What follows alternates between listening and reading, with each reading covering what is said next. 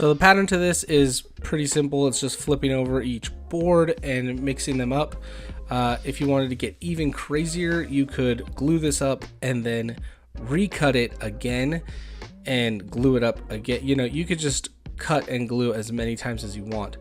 I was planning to do that with this blank, but it was already getting pretty thin. I think at this point it was 2.5 by 2.5, and I didn't want it to get any thinner because I wasn't sure how this thing was going to turn, and I wanted to make sure that I had plenty of material to work with.